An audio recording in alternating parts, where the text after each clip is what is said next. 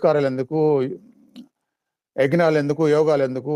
అవన్నీ వాటి నుంచి తప్పించుకోవడానికి, ఫలితాలు పొందడానికే కదా! కాబట్టి ఫలితాలు పొందుతూ వాటి భారాలను తగ్గించుకొని చేయొచ్చు. అయితే అలా చేసినందుకు ఏమైద్దంటే దానివల్ల కొంత పుణ్యఫలం వస్తుంది గదా! వస్తుంది కాబట్టి ఆ భారాలు ఇప్పుడు తగ్గటము లేదా లేకుండా అవటమే కాకుండా రమణ మహర్షి గారు చెప్పినట్టుగా ఇంకో జన్మలో వాటిని అనుభవించాల్సొచ్చినా సరే, అప్పుడు కూడా వాటి భారం అంత అనిపించకుండా ఇప్పుడు చేస్తున్న సాధనల వలన వాటి భారాలు అనుభవించాల్సిన పర్సెంటేజ్ తప్పకుండా తగ్గుతుంది.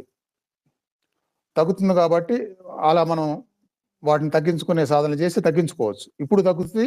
ఒకవేళ తర్వాత మళ్ళీ అవి మన వెంట వస్తాయనుకుంటే అప్పుడు కూడా తగ్గుతాయి. ఇప్పుడు భరించి పూర్తిగా పోవటం అనేది చాలా కష్టం కాబట్టి, ఇప్పుడు వాటిని తగ్గించి ఆ మిగతాది తర్వాత ఎప్పుడో జన్మల సంగతి చూద్దాంలే అనుకునే అలా అందరూ ఇష్టపడతారు అని నేను అనుకుంటున్నా. అందువలన ఆ ప్రయత్నం అలా